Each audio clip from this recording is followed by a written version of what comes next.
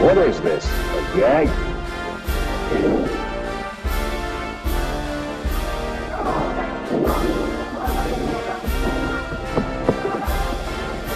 No, it's no gag. It's as serious as death. It doesn't matter what this civilian does with his time. If he wants to toss a ping pong ball down a bowling alley, it's his business. But in your business, brother, it matters. You just don't use a .45 caliber pistol cartridge like this if you've got a tough job for a walloper like the 105 millimeter howitzer shell. Don't get the wrong idea. They're both good. But they have different jobs to do. Between them lies the whole range of infantry ammunition and all the destruction and death it can produce. These are your tools from now on, soldier. Take a good look at them. 30 caliber carbine. 30 caliber rifle and machine gun. 50 caliber machine gun. Hand grenade. Rifle grenade. Fragmentation. Anti-tank rifle grenade. Anti-tank rocket. 60 millimeter mortar. Fragmentation. 81 millimeter mortar. Fragmentation. 81 millimeter mortar. Demolition. 37 millimeter armor piercing. 57 millimeter armor piercing.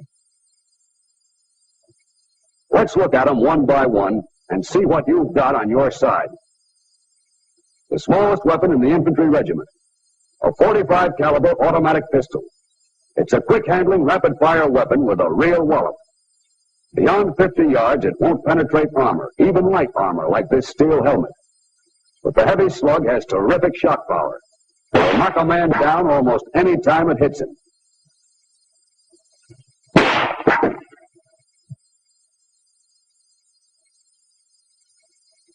You can use it in a tough spot at close range. But the real bite of the infantry is 30 caliber ammunition. This is the stuff you're going to have to live with. You'll use both types, 30 caliber rifle and 30 caliber carbine. Take a look at the carbine first. It has replaced many pistols in the infantry regiment. It's most effective at short ranges, where you can fire 40 aimed shots a minute. At a range of 100 yards, this is what the carbine can do to a Nazi.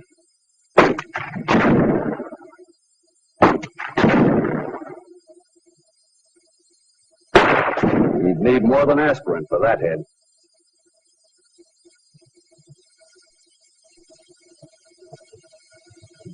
Those monkeys aren't all behind trees. Take your time. A lot of these guys are going to be dead if you take your time. Squeeze them off, make it good. Pretty handy, that carbine. Even though it weighs only 5 pounds, it's a killer if you know just when to use it. Don't try to knock out a tank with it. But if a truck like this comes along, 5 pounds of carbine can be more effective than a 5-ton roadblock.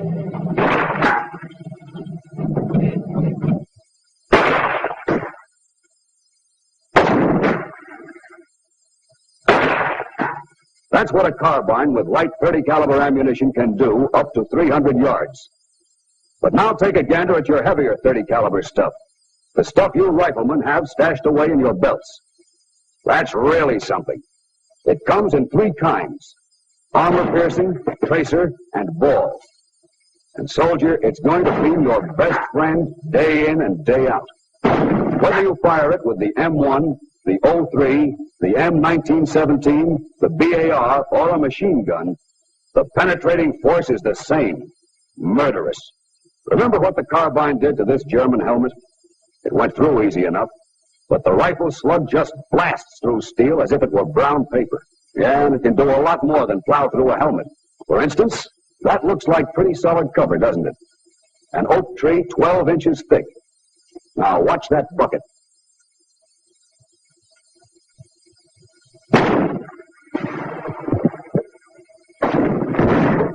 Through the tree, through the bucket. That would make a pretty dead Nazi. Maybe you never realized what that 30 caliber of yours can do.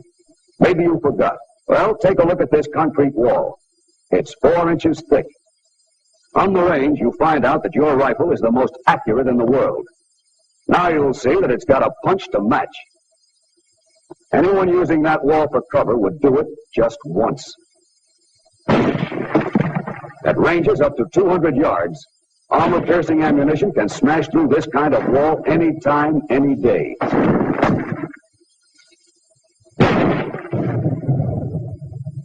Brother, that .30 caliber stuff is your right arm. .30 caliber ammunition doesn't look like much of a match for this brute, does it? Well, it isn't. But you can always use your head, too. That German 75 isn't worth a damn without a crew.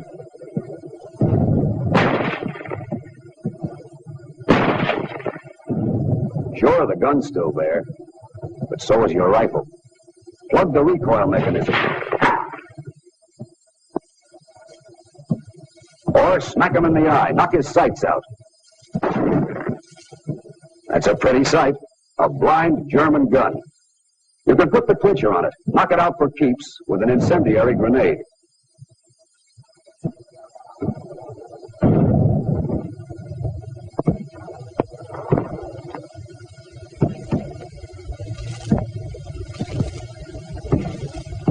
Jam one of those incendiary grenades down the bore of the gun, and the metal from the grenade will fuse with the tube.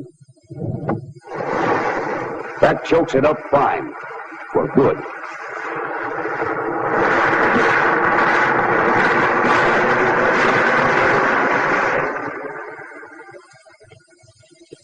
Plenty or nothing.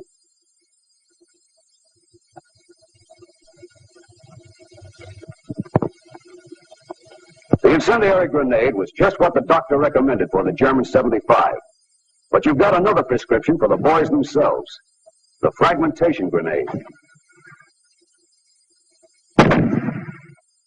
It's very useful for treating them when they're bunched, like these guys.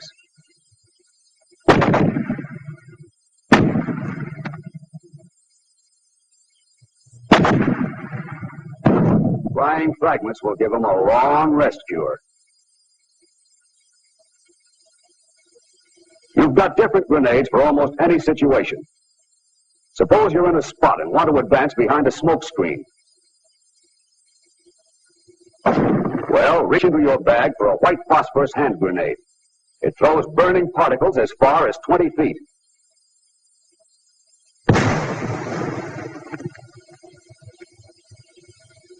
It's not meant to be an offensive weapon, but a hot shower like this is nothing to get caught in. A few drops on his skin will make him wish he were dead. If enough fall on him, he will be. What if you find a Nazi pillbox staring you in the face and you want to take care of it without being seen? There's one more GI grenade. The Army calls it the frangible grenade with the FS filler. But if that sounds like double talk to you, just remember this. It produces a heavier smoke screen than the white phosphorus hand grenade. It hangs around a lot longer. It'll cover the movement of more men and help them get up there to smash that pillbox. Now for your automatic weapons. Lesson number 1. These 5 men with M1s are getting off a total of 80 aimed shots a minute. This man coming up with the automatic rifle, the BAR to you, can also fire 80 shots a minute, himself. That'll give you some idea of the destructive power of your automatic weapons. It means, of course, that one man with the BAR has a firepower equal to 5 men with the M1 and can pin the enemy down just as effectively. The 5 riflemen are now free to maneuver. They can come around and try to hit him on the flank.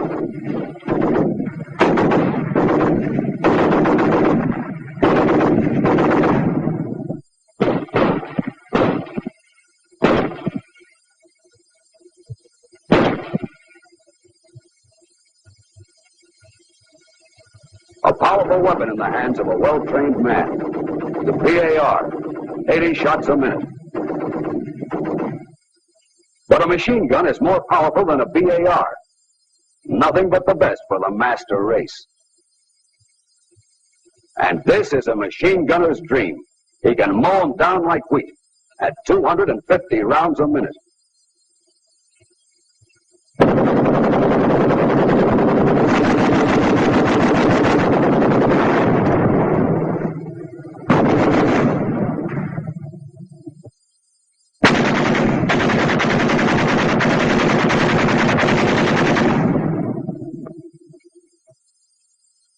That's still the same .30 caliber you've got socked away in your cartridge belt. Coming out of your M1, it's deadly, sure. But when it's pouring out of a machine gun, light or heavy, it can make a man look like a sieve in a matter of seconds. Machine guns can tackle all kinds of targets. For example, it's got plenty of pepper for a dish like this.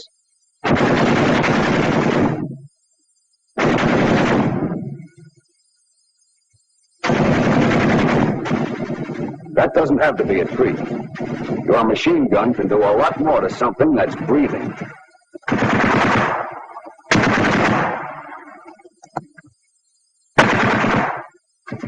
And this won't be a wall much longer.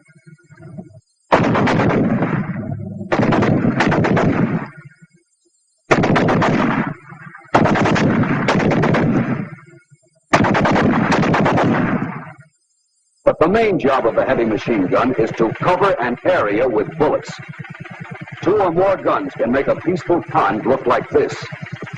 Principally because of vibrations, the bullets of a single gun make this long pattern. This is the beaten zone, made at 1,000 yards. The enemy, 1,000 yards away. Long range for some weapons, but not for the stuff these boys are packing. It's just what this machine gun's looking for. Ever hear a battle between 2 machine guns? They talk back and forth for a while, then all of a sudden, one of them runs out of dialogue.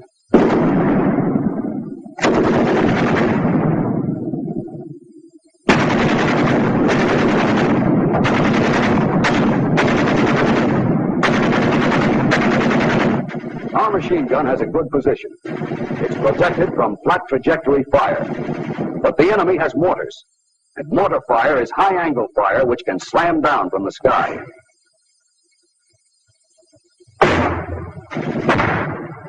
There's only one thing to do in a case like this. Get ready to move to another position. Meanwhile, we have mortars too. 2 kinds. This 81 millimeter, whose shell has an effective radius of 25 yards, and the 60 millimeter, whose shell has an effective radius of 17 yards. Our mortars can take care of the enemy's machine guns. And with the high angle of fire, they're mortars as well.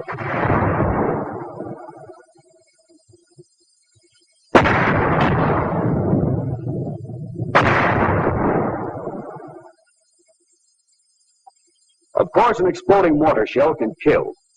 But let's see just how convincing it can be.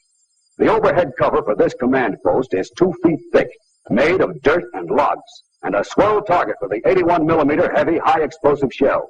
The shell weighs 10 3/4 pounds, and it's equipped with a delay action fuse which explodes after penetration.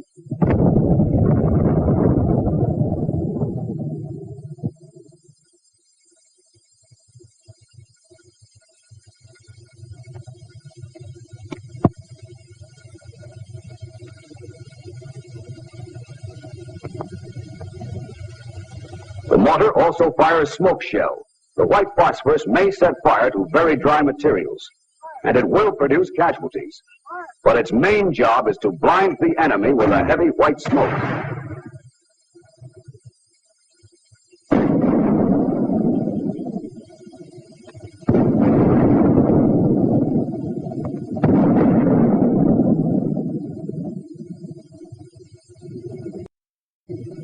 Here come the big boys, the sluggers. Tough? Sure. Powerful armor, heavy firepower, very tough. But they can be taken. You've got the weapons to blind him. Burn his pants off, blow him to hell. Watch. An ordinary bottle. Fill it with fire and you've got a Molotov cocktail. These cocktails can be homemade from gasoline, crankcase drainage, and saturated rags. Light the stuff with a match. 3 alarms for any tank in the business. If you have one of these M1 frangible grenades equipped with an igniter, you can forget the homemade cocktail. But whichever you use, the Molotov cocktail's no party for guys in a tank. You may not always have a cocktail, but you will have a rifle. It won't rip the tracks off a tank or puncture the armor, but a rifle can make it button up. You can jab his eyes out.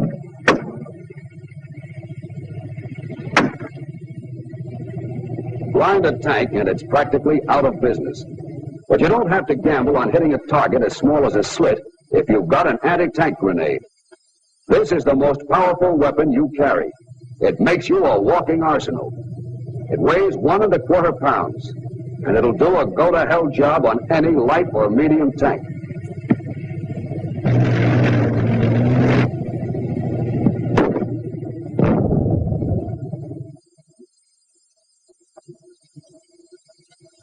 Doesn't look like much, does it?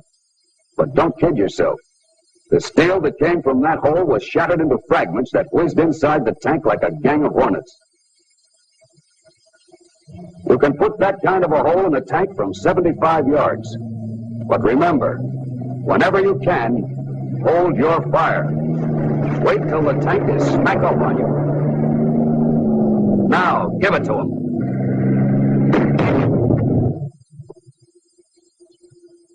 Hit him square where the armor is thinnest, on the rear or side.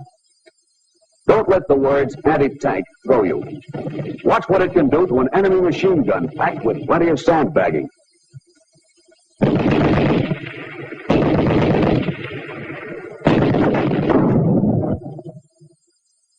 See? It doesn't have to be a tank for the anti-tank grenade to go to work.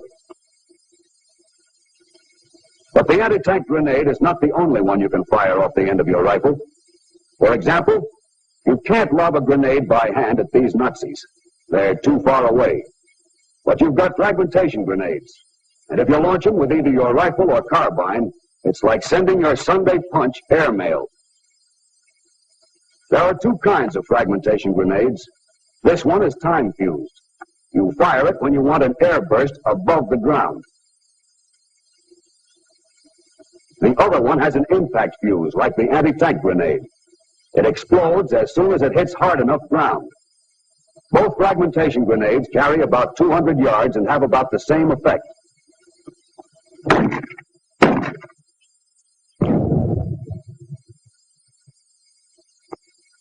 If any of those supermen are within 5 yards of either burst, finished. There's another weapon in the infantry regiment. When it first came out, soldiers thought it must have been found in a pile of junk.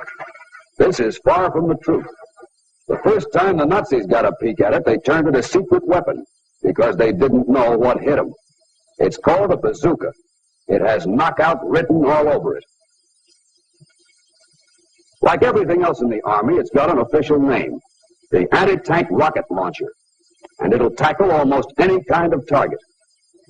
It can stop a tank all by itself. Stop it cold.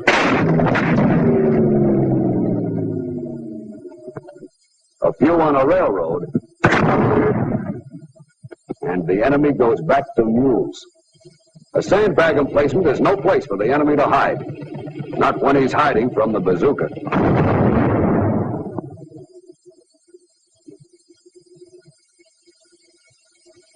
Don't think this pillbox is heaven.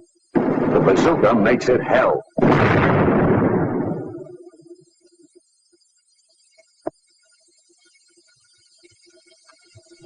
But the bazooka has one special dish, a light or medium tank. It'll knock a hole through the sides of a tank all day, from any range up to 200 yards. Okay, you've seen a rifle smash a vision slit. You know how the anti-tank grenade and the bazooka can plow through armor. Now let's see how the 37mm anti-tank gun earns its keep. Against troop carriers and crew-served weapons, it's effective to about 1,000 yards with high explosive shell. The armor-piercing shell will do the job against tanks to about 400 yards, and against half-tracks and armored cars at ranges up to 1,000 yards. Unreal. Hut!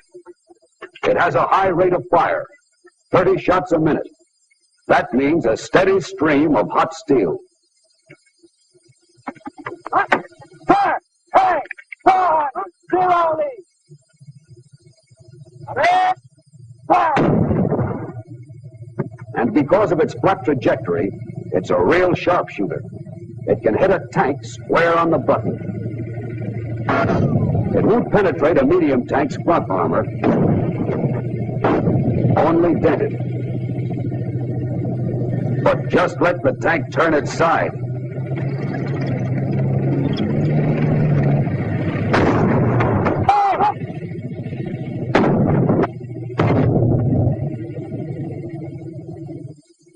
The 37 doesn't kid against the side. Left front! Hellbound! A tank isn't the only target the 37 can smash. At 800 yards, it can pierce nearly 2 feet of concrete. 800! Come in! Fire! Hit! Hit! Cease firing! The 37 cuts them down to size. In this case, the projectile penetrated 21 inches.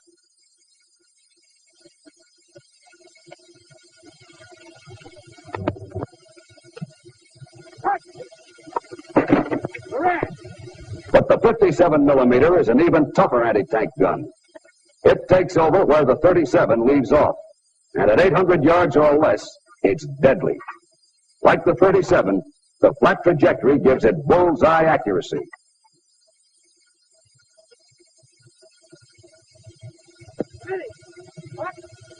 One, 400, zero lead, up, red, turn.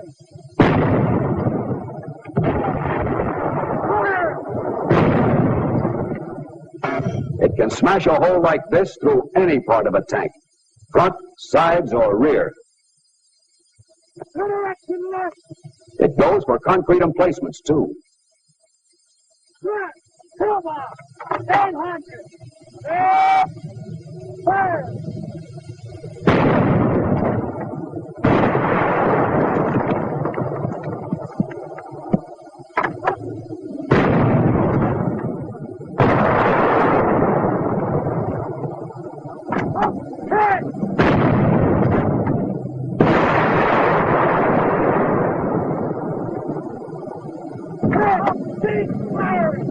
Call in the salvage company.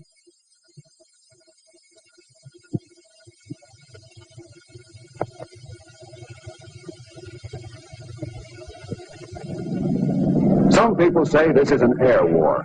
Maybe so. But don't sell short on the infantry. Even if you feel like burying your head, don't. That won't bring him down. When you're ordered to, your job is to try to get him. A plane flying low over troops has often been knocked down by small arms fire.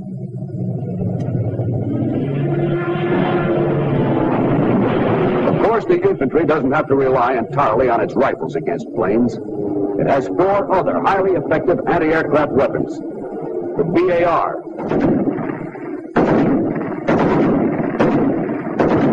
the light machine gun,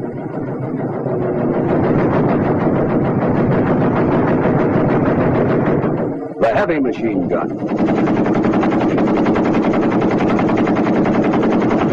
and most vicious of all, the 50 caliber machine gun. This is the baby flying fortresses protect themselves with. The Nazis hate it, and the 50 has been known to make Jap strafers pretty shy. Don't forget, a plane's got a lot of vulnerable spots, like the engines or the pilot. So keep that lead hot. Keep it ripping into the sky. Even though you don't knock them clear out and down, you can still wound them, chase them off, make them go flapping and limping home to lay up for repairs. That's your job. Hit them with everything you've got. Here's the infantry regiment's largest and most powerful weapon, the 105 millimeter howitzer. It's the infantry's bulldog. It goes for targets too tough for any of its other weapons. Enemy cannon, anti-tank guns, concrete emplacements, roadblocks. Its effective range is nearly 3 miles, and it's light and easy to handle. Front blockade. Ready, 800. Fire well. Watch it against this stubborn baby. A roadblock, 4 feet thick. Fire.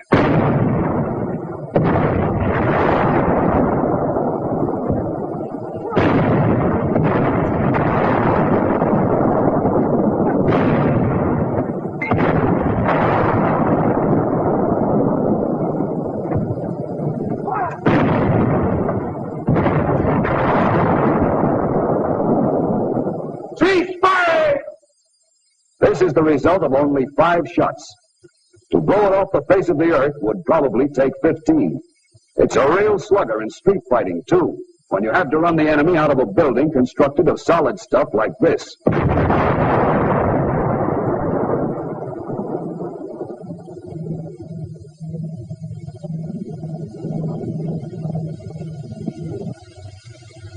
Here are the 2 whoppers the howitzer pounds out.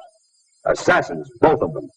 The high explosive shell for jobs like the roadblock, and the high explosive anti-tank shell for jobs like this.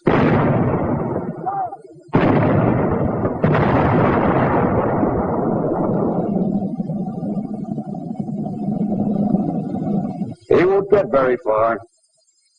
Not with that kind of ventilation.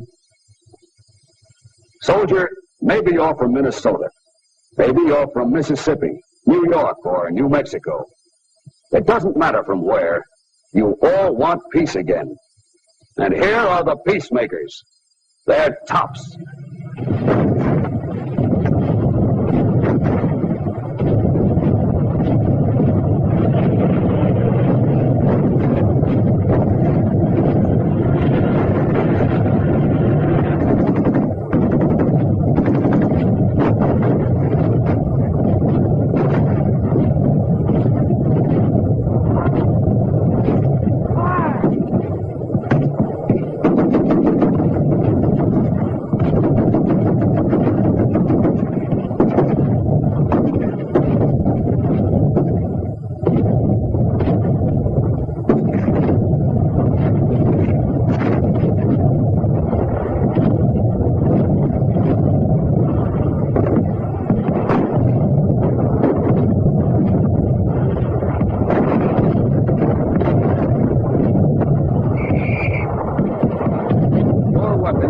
Everything you've seen in this picture and more.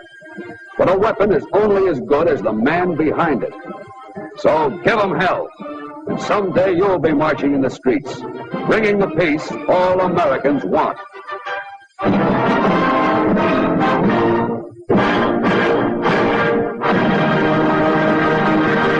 Off a total of 80 aimed shots a minute. This man coming up with the automatic rifle, the BAR to you, can also fire 80 shots a minute, himself. That'll give you some idea of the destructive power of your automatic weapons. It means, of course, that one man with the BAR has a firepower equal to 5 men with the M1 and can pin the enemy down just as effectively. The 5 riflemen are now free to maneuver. They can come around and try to hit him on the flank.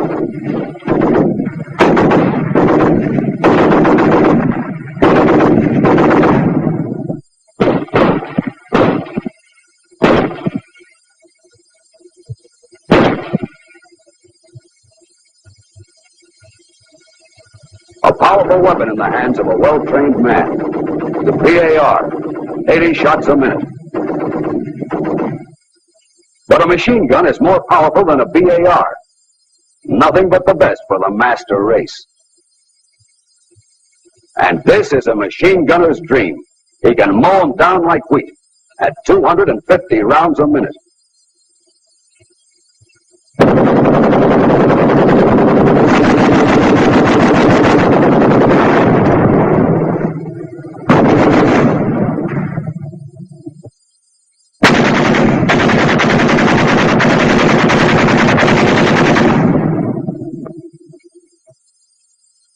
That's still the same 30